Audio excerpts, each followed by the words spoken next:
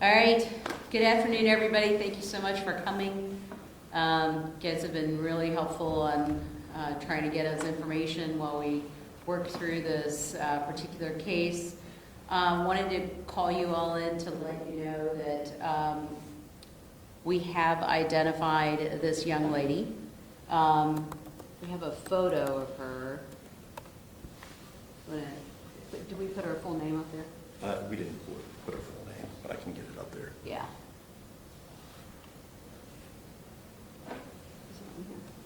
It's not. It's not all there. Makaila. It shouldn't have a middle name on there. No. Okay. So, interestingly, when we put out all the press conference and all the press releases, we didn't really get much information. We had a few phone calls, but nothing that yielded anything. But Cincinnati PD put together a Facebook post that we put out as well, asking for help, and somebody saw that Facebook post and forwarded it to a family member of hers who lived out of state. And she contacted our office over the weekend, not this weekend, but a few weekends ago, and said that, you know, this might be her sister. And there were some Facebook pictures that we thought could possibly match with stature and so forth. So we went searching now that we had a possible name, and as it turned out, BCI had her DNA on file, and we were able to match the DNA to the body. And her name is Makaila Luckey, and that's a photograph of her from BCI, from the Attorney General's office. And we are here today looking for any information anybody might have about her whereabouts the last few weeks of October, the first week of November, anybody that she might have been with, any locations where anybody might have seen her. This is still an ongoing investigation. This is still a homicide. We are trying to get some more information, and we would like to hold somebody responsible for this heinous crime. So we're here asking for the public to help us with any information they might have about this young lady and her whereabouts in the first week of November, last few weeks of October, she was discovered on November 5th. So anybody that has any information about who she might have been spending time with, or who she might have been seen with, where she might have been seen, so forth. Do we have a spelling on her name by chance? Last name is Lucky. I think her first name is M-A-K. I'm sorry? L-U-C-K-E-Y. K-E-Y. And the first name?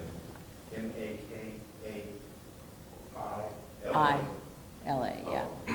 M-A-K-A-I-L-A, last name Luckey. When you say that person responded to the Facebook post, whenabouts was that? In February. Is there going to be any more search for additional body parts? Any more searches? As far as I know, we've done a pretty exhaustive search of the area, so we haven't yielded anything. And Cincinnati Police has been out a number of times. Our Urban Search and Rescue have been out. FBI has been out. So we widened the search and still didn't discover anything else. So at this point, we got a DNA confirmation, and we know who she is, so now we're just trying to find who might have done this to her. What did you learn from her sister? Like, is Makaila from the area? Is she local? What did she say? She is local. She is from this area, and she's been somewhat estranged from her family.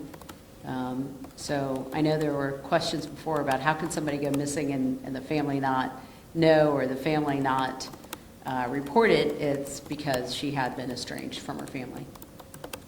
Can you talk, and maybe Captain Saunders, this is a question for you, just now that she's been identified, kind of how that's going to help with the investigation. Sure. Thanks, Mhm. Doctor. Steve Saunders, Captain of the Cincinnati Police Department Criminal Investigations Section. So to your question, this identity will help us determine relationships. We're just asking for the public's help and your help as media professionals to share with the community to say, if you knew Makaila, if you knew where she was frequenting, we know she was basically seen in the West End quite a bit of Cincinnati. That might be helpful. I know her name, she went by Kayla or Bubbles was a nickname. Anybody that is familiar with her, has seen her, and now seeing this picture and having the identity, that's just helpful. And if people are concerned about coming forward with information, we always encourage people to go through Crime Stoppers, 513-352-3040. It's completely anonymous. That's going to help people come to us with tips. If they want to call our homicide unit directly, they can call 513-352-3542. Ask to speak to Detective Green, Todd Green, or Detective Delisha Grisby. They're the leads on the case. They've done incredible work, just like the coroner's office and the FBI, and so many people have done the work to determine who she is, BCI as well, and confirm her identity. So, yeah, I mean, that's right now. This is a plea and a call to action to ask the public if someone knows her, has relationships with her, knows where she was in those last few weeks of October and beginning of November. We need you to come forward with that information. We want to find out who she was associated with, where she was last seen, who she was last seen with, and all this information is helpful for us in our investigation, but it is still an active investigation. We're pursuing that information. So, Now, yeah. maybe this has already been answered, but where was she found and what remains were found? Oh yeah, she was found in South Fairmount off of Baltimore Avenue. What was found initially was the torso of Makaila's body, which was no heads, no arms, no legs. About a month later, her head was discovered. The skull was discovered in the same neighborhood, but I'd say a few, I don't know, total distance, a few blocks away to quantify that. And that's how we were able to, again, the DNA is what led us to identifying her, but we were able to determine, at least locate the head associated with the torso. I know the questions about her age. What was her exact age? Yeah. Fill that in. I believe she was 27. So initially when we said that we thought she was late 20s, early 30s, and probably had a child, and all of that is true. She did. Light-skinned, African-American female, all of that is true. So what we do know is that she did frequent the West End. There were different people that she'd been seen with in the West End in the past. A family member had seen her, I don't remember if it was earlier that day or the day before, getting onto a Metro bus from, I think it was the Lincoln Heights area, and then she hadn't been seen afterwards. So if anybody has any information about her or her whereabouts, where she had been in the few weeks before she'd been found, or anybody she'd been seen with, that would be very helpful for us. Do we know why she was already in the Attorney General's system? Had she ever been reported missing in the past? Any criminal record? She does not. However, there was a crime that she was involved with, and it's a different crime, and I'm not at liberty to talk about the circumstances, but that's why her DNA was on file. Now, I think at a previous press conference it had been mentioned that a cause of death was determined. Is that information that you're able to share at this time, now that she's been identified, or? Well, she'd been dismembered. As far as trauma, I don't think we've discussed it, and at this point, because it's still an ongoing investigation, I think we're going to have to hold off on that. What we really want is some justice for her and her family. And we're really very interested in any information that we can get about who she might have been with. This person was meticulous in the way they carried out this crime. And we want to be even more so in our pursuit of information and trying to put whoever did this to her behind bars and bring some justice for her. So you said her DNA was on file. Was. So why did it take her sister coming forward to make that match? Because it was not in CODIS, which is the FBI matching system that we use. It was on file with BCI. And that wasn't ran before? No, only suspects involved in crimes have their DNA run and put into CODIS. There's no database for that, if that's what you're asking. So Okay. you would have to know who to look for. At this point, who do you think the murderer is? Someone close to her? I mean, you know, when this first happened, there were a lot of people speculating about a killer on the loose. What is your theory on who you're looking for? We never thought it was a serial killer situation. We do think it was somebody known to her. So we don't know what the length of that relationship or it was at the time. I mean, it could have been that day. It could have been somebody she knew for months. It could have been, you know, somebody that she had a relationship with. We just don't have a whole lot of information. That's why we're saying anybody that has information about anybody she was seen with, might have had a relationship with, might have seen an argument, anything that might help us try and identify some people to go talk to even, that might have more information. Now, this must be a big sigh of relief for you guys. I mean, this is a big break in the case, and now you can really move forward now that you know who she is. Can you just talk to me about that, that initial reaction once you got that identification back? Yeah, I can tell you what it was in our office, and then I can talk about Cincinnati PD. You know, there are very few cases in our database that we have not identified. And we struggle, that's one of our biggest things, is struggling to identify every decedent that comes into our office. So that one, you know, was right there and just really wanted to know who she was and see if we could give some family some peace. So knowing who she was a huge relief. We had already matched the head to the body with DNA, so we knew that that was her head. But being able to put a face to the body was, I think, huge for us. It helps us move to different other parts of the investigation where Cincinnati police can tell you how much, or if it was, helpful to know who she was.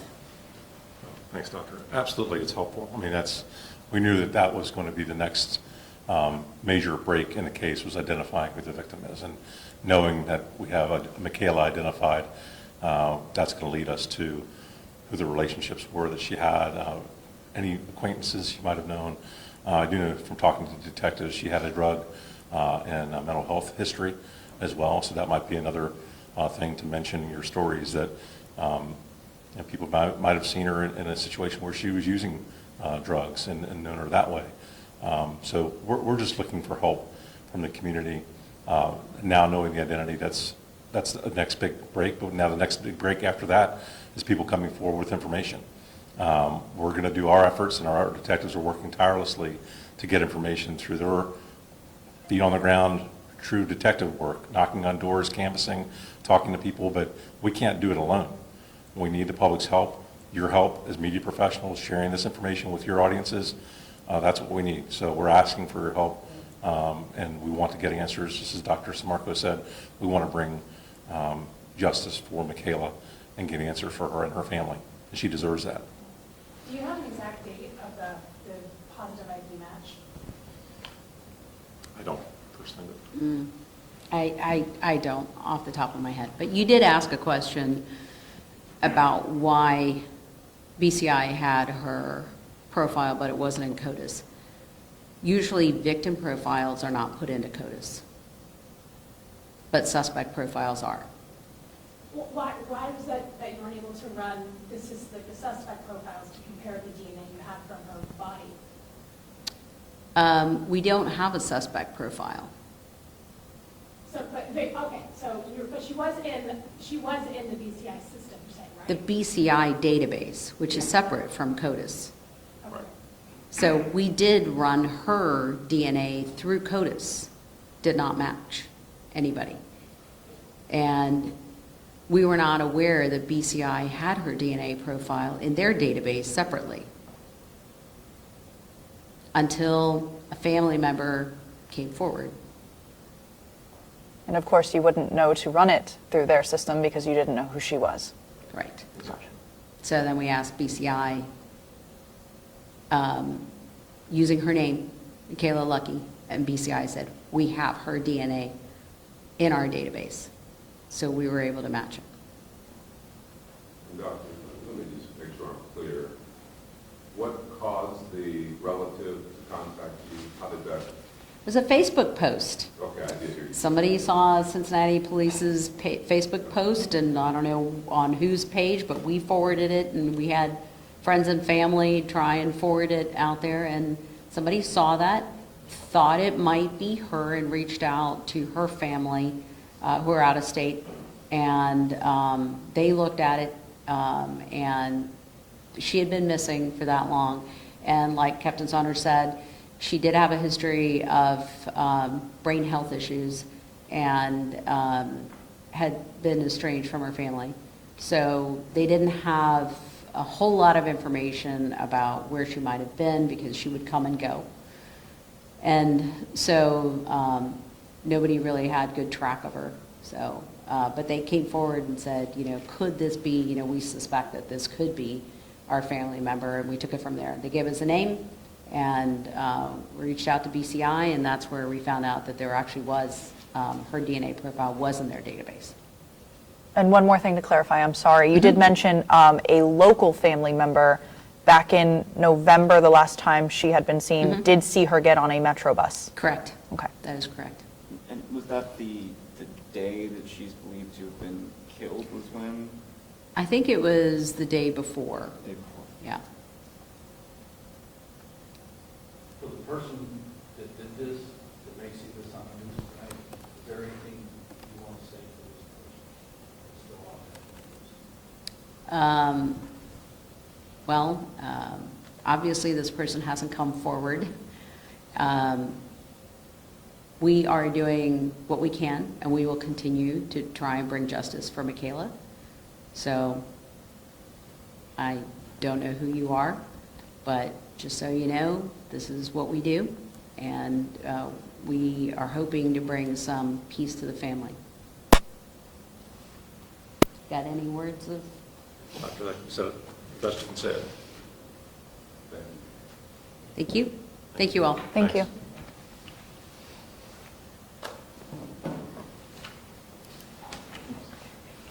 You want to say something? No.